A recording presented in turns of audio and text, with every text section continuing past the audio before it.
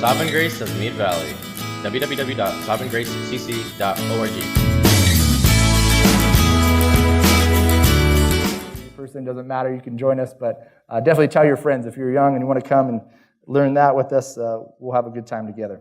So Matthew chapter 2, as I mentioned earlier, we are in the season of, or the Sunday of what we call Epiphany Sunday.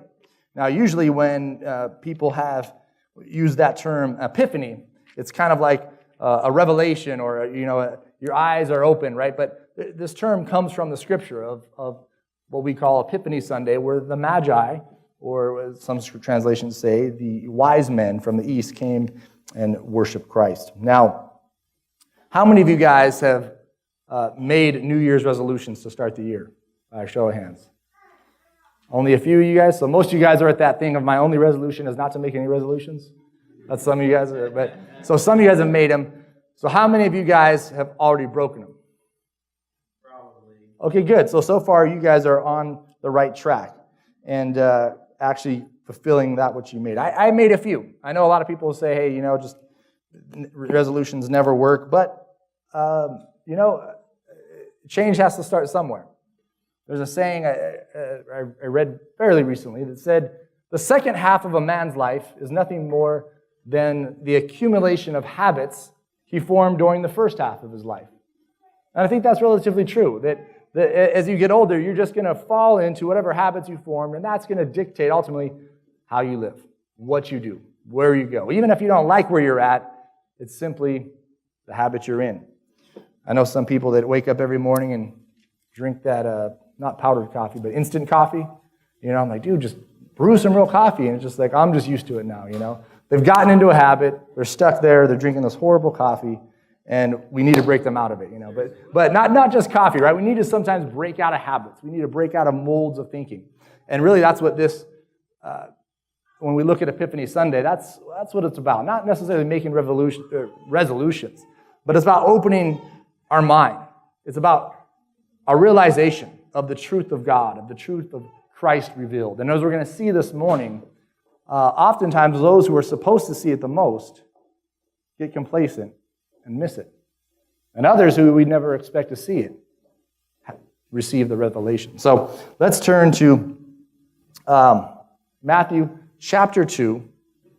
And do we have the clicker plugged in? Is it plugged in, Nally, in the bag? If you can get me the clicker. Otherwise, Emily, you can run the verses here for me. So Mike has been doing a cool thing, and I figured I'd try it.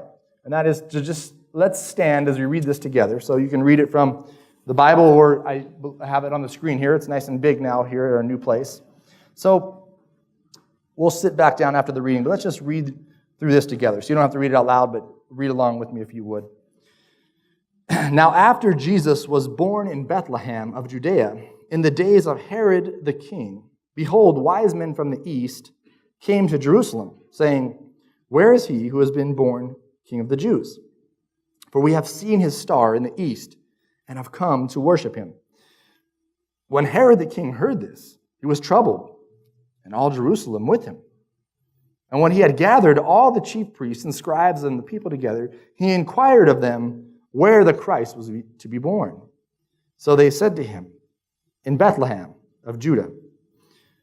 For this is written by the prophet, but you, Bethlehem, in the land of Judah, are not the least among the rulers of Judah.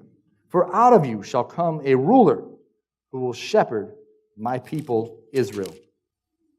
When Herod, when he had secretly called the wise men, determined from them what time the star appeared. And he sent them to Bethlehem and said, go and search carefully for the young child, and when you have found him, bring back word to me, that I may come and worship him also. And when they had heard the king, they departed, and behold, the star which they had seen in the east went before them, till it came and stood over where the young child was. When they saw the star, they rejoiced with exceedingly great joy. And when they had come into the house, they saw the young child with Mary, his mother, and fell down and worshipped him. And when they had opened their treasures, they presented gifts to him, gold, frankincense, and myrrh. Then being divinely warned in a dream that they should not return to Herod. They departed for their own country another way.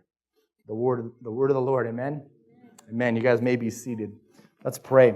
Father, open your word to us this morning. Open it to our hearts, to our minds. Help us to grasp the fullness that you have for us, Father. In Jesus' name, amen. Now, if you came in late, I've been talking about Epiphany Sunday, but at the beginning I was just sharing that normally throughout this time of year, we think of Christmas ending on Christmas and New Year's is kind of a new thing, but traditionally the Christmas celebration went all the way through January 6th, and Epiphany Sunday was the Sunday that happened to land closest to January 6th, and it was celebrated of the Magi bringing gifts to Jesus.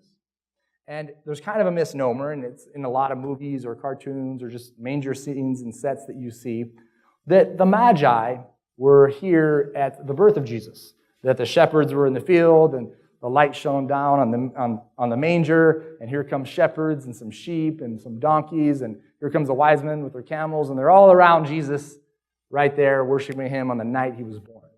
But what we see from the Gospel of Luke and the other Gospels is that on the night Jesus was born, the shepherds in the field were told that Christ had been born by an angel.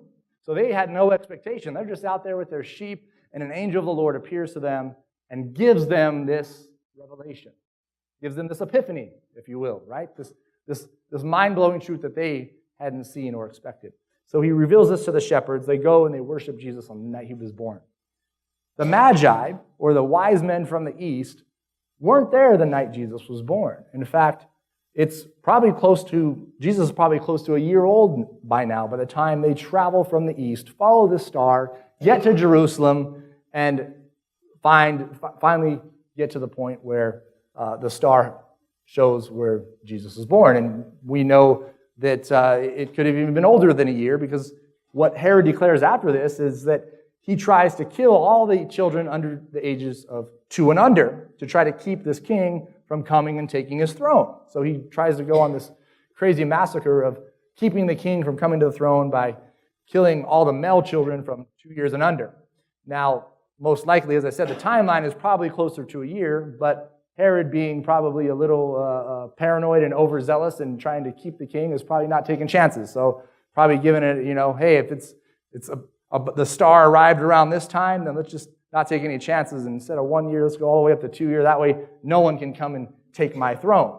So, as we can see, Herod was a very sick and twisted individual, right? A ruler who was worried about this child, and he was old. He would die in this same year, just from natural causes, from being old.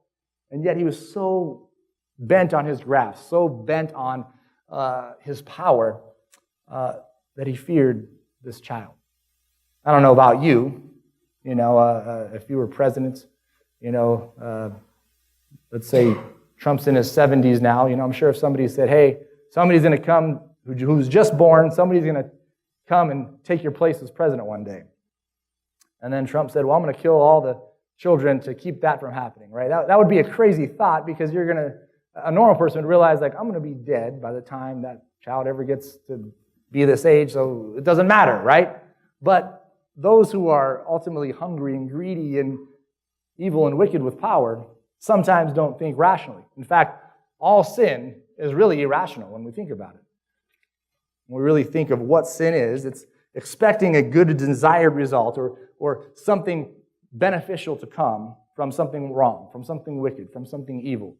And even though we know that, even though we see it over and over again, the person who ends up in jail or addicted to drugs or just with broken marriages, even though we see it over and over again, people still sin. People still expect, with an insane expectation, that somehow this sin will not get me, or somehow this will work out good, or maybe I'll be the one to finally get away with it. And if you really think of it, and even think of yourselves, there's been times where you probably fell into that insanity, where your own sin caused you to be self-deluded and to do things that you look back now and say, man, that was stupid. But what's most interesting here in this passage as we look at this, as I said, as we look at Epiphany Sunday, is that Jesus here is really a fulfillment of a prophecy to his people. And it says here in the text, Matthew quotes here in verse 6, the prophet Isaiah. Or, no, sorry, not the prophet Isaiah, but Micah, and says, "But you, Bethlehem, in the land of Judah, are not the least among the rulers of Judah, for out of you shall come a ruler who will shepherd my people Israel."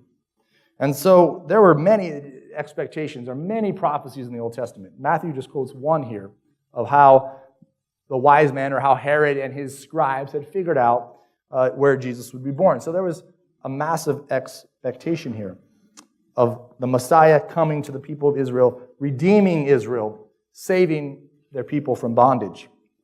Now, it's interesting that though this prophecy was given to who? The Jews, right? Israel, the people of God in the Old Testament here. It wasn't the Jews here. It wasn't God's people or the Pharisees or the scribes or the teachers of the law. It wasn't those people who were here waiting with anticipation or out there looking for Christ. It was magi from the east, these kind of like astronomers or almost astrologers, people that tried to study the stars and figure and determine signs and seasons and truth from looking into the heavens. So don't think of them as kind of modern day astrologers where they kind of like read a horoscope and every horoscope you read will somehow relate to you and you'll be like, wow, that seems true, right? You know, it's not a petty astrology like that. They're trying to determine, hey, you know, when the moon comes in this way and it affects tides and the tides rise. So they were able to figure out these things long before people think that all these things were figured out in the scientific revolution and so on and so forth. They thousands of years ago, people understood these scientific phenomenons, even if they didn't understand the exact mechanisms of gravity, so on and so forth. They understood by looking at moons, the sun, stars, how certain things affected other things. But these magi from the east here were those who were probably studying the Jewish scriptures. We have to remember that in the Babylonian captivity, that Daniel and many of the Jews stayed in Babylon. So their writings would have been there with them. They would have had spread, and those in that area would have had access to reading a lot of the Jewish, not only scriptures, but Jewish writings. And there were tons of other Jewish writings, the Jewish Targums, so on and so forth, that we'll even quote today. And this was kind of expository teaching or exposition of the scriptures from what the Jews expected. And so these magi were looking in and studying and trying to determine when this Messiah would come. And they see this supernatural star, if you will. And some people say maybe it was a supernova or maybe it was this comet. And ultimately, we don't know. Most likely, this was a supernatural star in the sky that the Lord put there to guide them, to reveal to them that which where Christ was born. And they had this anticipation from the scriptures, but also God had to reveal it to them. Because the Jews had the same revelation from the scriptures, and yet they missed it. And so what's most interesting to me, and I think it should be interesting to us, is that here's Jesus. Here's the Messiah, the promised one of Israel, coming and being born lowly and in a manger, and his own people refusing him entrance to the inn and comfort, and his own people not seeking him out. And yet those from afar, really Gentiles, coming in and seeking the Lord and seeking him out and coming there and worshiping him even before he's proclaimed Messiah, even before he's proclaimed King. And so really, God really chose to appoint this star to show the Magi and to guide them and to lead them directly to his Son. And that's why it's called an Epiphany, because it was revealed to them. And the same with us. Unless the Lord reveals the word to us, we can have it, we could read it, we could be like the Jews and even know it. But unless the Lord reveals and enlightens our heart, we're going to miss it. And so, though he stripped Christ of all earthly splendor here, we would expect the Messiah to be born with pomp and circumstances and trumpets and this inauguration, and yet he's there with very few. Only these magi from the east, which we don't know exactly how many. Usually it's 3 because there's 3 gifts, right, that are presented to him. But there could have been more. There could have just been 3 common gifts. So ultimately, we don't know how many, and it's not important. But rather, what is important is that God led these people here to reveal to them, really as a first fruit of the Gentiles. Paul later will get into this issue of raising the gospel going forth to the Gentiles. We see it elsewhere in the Old Testament in Jonah. But here we see another picture of God wanting to proclaim salvation to all peoples. The Messiah here to all peoples, not just to Israel. And so he takes really what we would almost call pagans or non-believers or people that believed in, who at least Israel would have seen them as false worshipers, right? They didn't practice and worship at the temple and worship Yahweh and follow a sacrificial system. So they would have saw these people in a negative light. And yet the Lord revealed to them and not to the people of Israel that they would come and worship Christ. So this revelation opened their mind. Maybe they were in darkness, but the Lord revealed that light to them that they could see the truth. And that's the same that we'd see from the Gentiles, that Paul would use the gospel to go forth and preach the message of Christ to the Gentiles, that though they were once in darkness, that now they would be in light. An epiphany happens when the Lord removes the blinders from our eyes. You know, raise your hand if you saw the movie The Star recently. It came out on Christmas. You get to see it, but there's a scene in there, you know, it's obviously a cartoon, but there's a scene in there where they're chasing, trying to kill the babies, and these dogs, this kind of like a Undertaker henchman guy, right? He's trying to find Jesus to kill him, and he has these dogs that are chained and leashed, and they're trying to sniff out his scent. And there's a powerful scene in there, which, though it's simple, it's these dogs that are there trying to attack and trying to find and kill Christ. That in the scene, it's in the movie, it's this donkey, right, who releases them from their chains, releases them from their collar that their master had them under. And they said, but we're bad dogs. And the donkey says to him, but I've set you free. You've been set free. You no longer have to be a bad dog. And though it's simple and subtle and almost cheesy, that's the revelation. That's the true revelation of the gospel right there, right? That those who did not know God, those that maybe even hated God or wanted to persecute the things of God or God's people, that once God removes those chains, once God removes those blinders and sets us free, and really their Undertaker is really a representative of Satan. Once Satan has bound us and has us in sin, and yet the Lord sets us free, and we're no longer in bondage. We're no longer in sin. And so really, you know, as God did this, He appointed the kingdom of His Son, and really for all peoples, but it was supposed to be for Israel. And yet He really brought this condemnation upon those who were supposed to know it and didn't, and missed it, and rather showed it to those that weren't, that we wouldn't think would see it.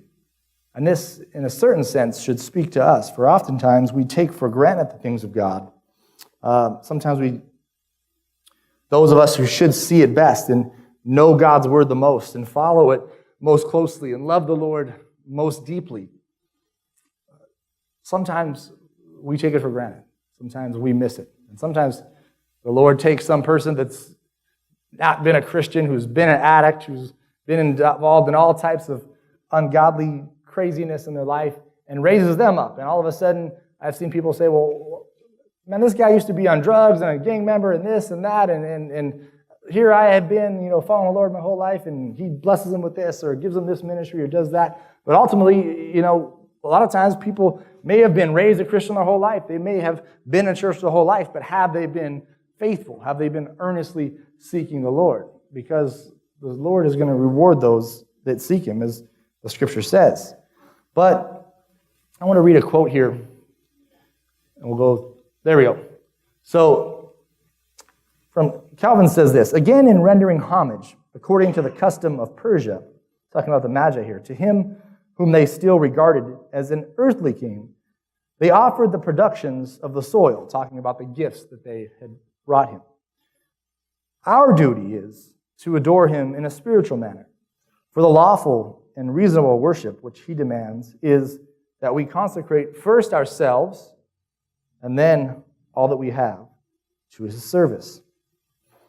And so what Calvin's showing here is that this distinction between the Jews and the Magi that came here and worshiped Christ, and he points out, that their gifts were of earthly significance, gold and myrrh and frankincense. But what he points to is that our gifts, what we're supposed to give to God, is that of a spiritual nature. And he says, first, we're to consecrate ourselves. And consecrate really means to set apart as holy. And then, all that we have to his service. So the Magi here are a picture for us as believers of what we're to give to God, that we're to come and worship at the feet of Christ and set apart unto him ourselves and all that we have unto Christ. I saw a funny picture or meme this week, and it said this. This is at an NFL game. If church members were this faithful. And in a certain sense, right, if the people of Israel, right, would have been faithful to take the time and seek out the Lord, they would have found him. And yet these Magi traveled, months to come here and worship Christ. And so it's a predicament, it's an indictment on the people who should have got it, that missed it. And these Magi sacrificed and traveled and spent time and money and of their own resources and gifts to go and worship and lay before Christ. And so sometimes it's like this for us, right? I mean, if our heater broke or our AC broke, and it was 90 degrees in here, everybody'd be like, man, I can't go back there. That church was way too hot, right? Or if the heater broke, that church was way too cold. And yet, especially when the Packers play, and they didn't make the playoffs this year, but, sometimes you see some of those games and blizzards, and you'll see guys with their shirts off in this kind of weather, right? Just out there, and people, those guys are crazy, right? But they're dedicated. They're not crazy. They're dedicated. They're passionate.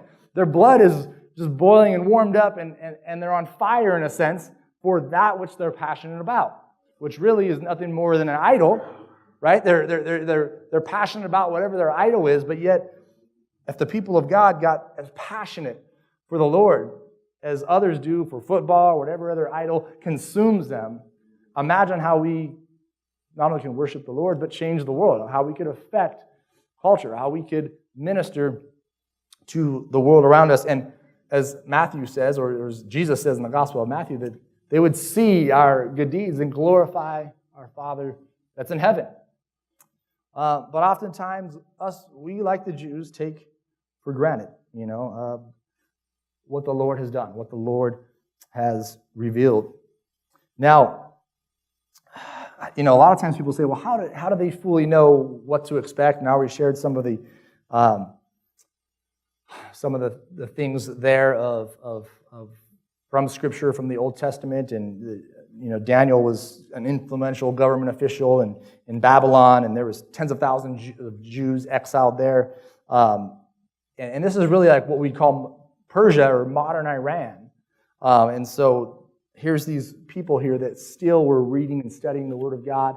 But I want to read a quote here from another work, and because sometimes people say, well, the Scripture, it's some of these things in the Old Testament are vague, right? And like we read from Micah, and Ralph was sharing me this week, he was talking to some people, not talking, but he was watching a video from, not Nation of Islam, but Hebrew Israelites, right? And so they'll say, well, see, this prophecy, the Jews, it's not towards Jesus, it was for the Jews, and they never understood it that way, so on and so forth. And sometimes we get caught up and we're like, well, shoot, I don't know. But I want to show you a few quotes here that aren't Scripture, they're just from Jewish writings. So these are Jewish expectations of what was to come from the Messiah. So this is what's called the Zohar. This is where, if you've ever heard of modern Jewish Kabbalahism, or the Kabbalah, the following, it's like the secret mystical kind of Jewish religion. There's a lot of writings from the Zohar that they take. But these are just really, I guess, the Jews' expositions of the Old Testament. So they're not to be taken as Scripture, but we can see from this what their expectations were. And so in the Zohar it says this: the holy blessed God hath determined to build Jerusalem, and to make a certain fixed star appear, sparkling with 7 blazing tails, shining from it the mist of the firmament, and then shall the King Messiah be revealed in all the world. And so someone today could say, hey, well, no, that, or even the Jews today will say that, well, Jesus isn't the Messiah. We're still waiting for the Messiah. and you can't prove that he was the one to come. Usually what I point to in that instance, whether it be the Jews or Hebrew Israelites or any other group, is you still have to deal with the resurrection, right? You still, whether you want to talk about timing, I mean, and Mike a few weeks back shared on the timing of the prophecy of the Messiah being revealed leading up to the exact month, that was prophesied in Nehemiah. So that's also kind of hard to get around. But really, you have to deal with the fact that we could argue all day about times and dates. But when someone rises from the dead, that kind of settles the debate, right? But we'll get to that in Easter. But we see, apart from the resurrection, the Jews did have this expectation. And not only the Jews, but we see the Magi here reading the Jewish literature had an expectation of what was to come. I mean, even in Genesis 49:10, it tells us, the scepter will not depart from Judah, nor the ruler's staff from between his feet, until he to whom it belongs shall come, and the obedience of the nation shall be his. So this is the first prophecy we see of the Messiah in the Old Testament. And again, that we could read that and say, well, how does that specifically say, there's going to be a star, this and that? Well, here's the exposition in the Jewish Targums of that verse. This is how they paraphrase that verse in Genesis of what their expectation of what that was to be. Kings and governors shall not cease from the house of Judah, nor scribes who teach the law from his seed, until the time that the King Messiah, the least of his sons, comes, and because of him, the people shall melt. Now, the people shall melt is a phrase that would be like live in fear or tremble or be vexed or burdened with this message of Messiah coming. And I don't know if you remember of what we read in Matthew chapter verse 2. It says, when the Magi came, it says, where is he who has been born King of the Jews? For we have seen his star in the east and have come to worship him. So this is what the Magi asked the Jews, thinking, hey, you guys must all be here ready to celebrate this. And in verse 3, it says, when Herod the king heard this, he was troubled, and all Jerusalem with him. And so rather than be expectation and ready to celebrate the king's or the Messiah's coming, they were fearful.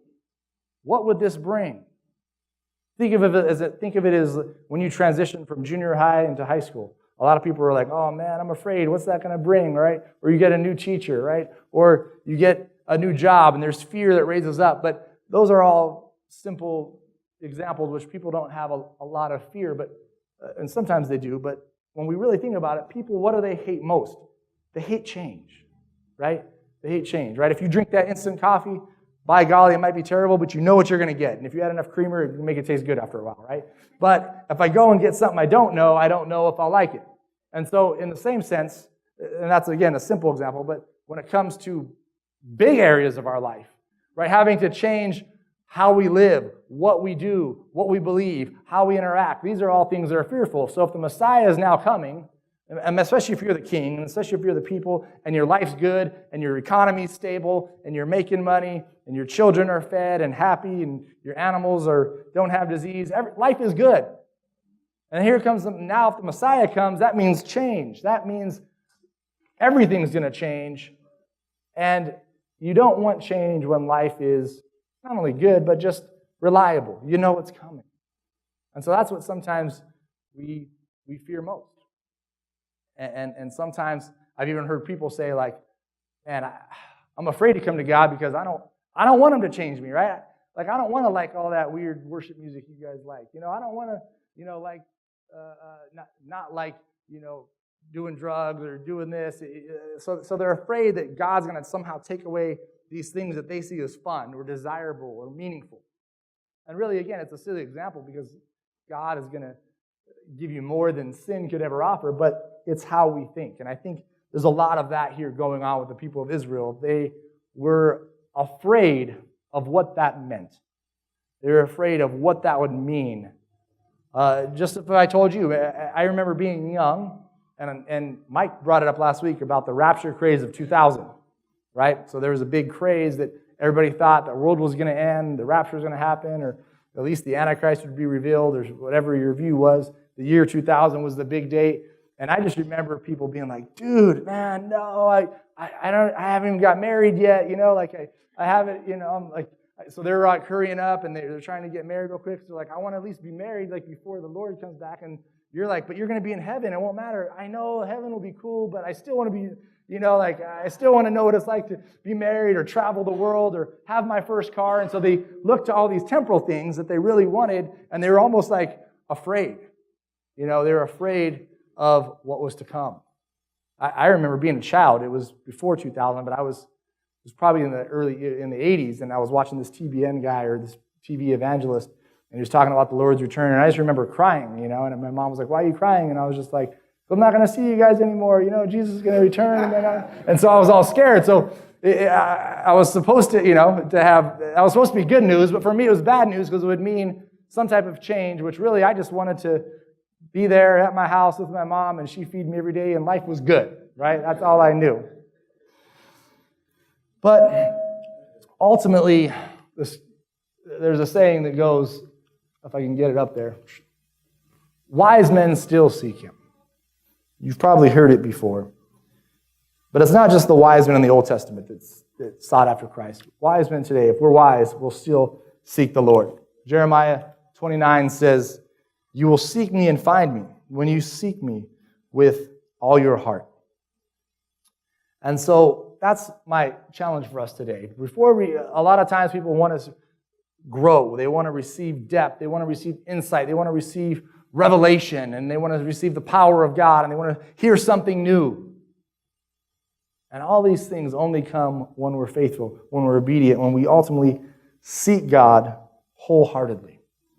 And so, as I was talking with Pastor Mike this week, and we've been planning a lot of stuff out for this year, and we're really, encouraged and starting, this Heidelberg Catechism for youth and young adults and some of the kids' classes and getting some Bible study curriculum and planning out the sermons this year. We're going to be, he didn't mention that, we're going to be going through the book of Mark this year. And so we're just really, encouraged to get into the depth of the gospel.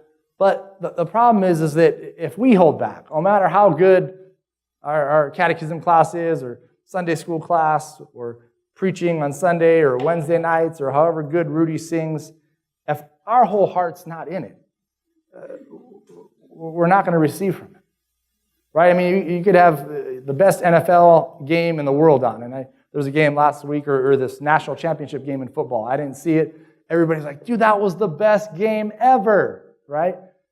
For me, it wasn't. I didn't watch it, right? So to me, I'm like, well, I've seen better games, because I didn't see it. I saw the highlights, and I was like, oh, that was kind of cool, but I just caught glimpses. I wasn't wholeheartedly in that game, and that's how a lot of us approach church, And so, really, without going off on a tangent on that, I just want to encourage you guys that in this next year, as you commit yourselves, as you guys put your all into seeking the Lord, I just want to encourage you. I want to make a promise and a guarantee to you that we're going to do our best to help you grow, to teach you, to really nurture and cultivate that faith. And I really believe that this year will be a year of tremendous growth in many ways. But the more we commit ourselves to it, the more we're going to get out of it. Right? It's not just signing up for the gym that gets you in shape. Right? It's actually going to the gym. And it's not just going, because you can go there and you'll see a lot of people now talking on their phones and on the treadmill texting, and I don't know how hard you can run when you're sitting there texting, but it's a process of signing up and then going and then being serious and then being committed. And so a lot of times you'll see people at the gym year after year, day after day, on the treadmill, doing the same thing over and over again, and they still look the same, right? And the reason why is that there's just, though they, in their minds, they're committed, in their minds, they're really making a change, they're not really doing anything different, right? They're not going all out. They're not going, they're not training like a marathon runner would train to run a marathon. They're just going through the motions of being there. And so sometimes we can fall into that same trap of going through motions, but not putting our all into it. So let us do that, whether it be our morning devotion, whether it be our worship here. When the Magi came here and worshiped at the feet of Christ, you get a picture that they're always into it, right? They offered him gifts. They bowed before him and worshiped him. Let me end with this quote from Calvin. He says of this passage that we're reading here, I don't know where it went. You could put up the last quote for me. He says this: But if the sight of a star had so powerful an effect on the Magi, woe to our insensibility, who now that Christ the King has been revealed to us, are so cold in our inquiries after him. And so he simply points out there that if these Magi from the east travel all this way just because of a star, they didn't even know the fullness of it. Woe to us if now that the fullness of the gospel has been revealed, the fullness of King Messiah has been revealed, the fullness of the covenants have been expounded to us. Woe to us if we're cold in our inquiries after him, if we're not passionate about the things of the Lord, because us more than they know the fullness of what the birth, life, death, and resurrection of Christ ultimately mean. And so I just want to encourage us in this new year, whatever our resolutions are, that we resolve, as Paul says, to know Christ and him crucified. And that might seem like a weird saying. What do you mean to know Christ and him crucified? It means to truly know the person, the work, and understanding of what Christ has accomplished for you. And as I said, as you come this next year, we'll try to help build that fullness. But let us commit ourselves. Let us resolve, if you will, to follow him wholeheartedly, to seek him, to nurture and grow not only ourselves, but our families this year as we grow in grace after the Lord. Amen?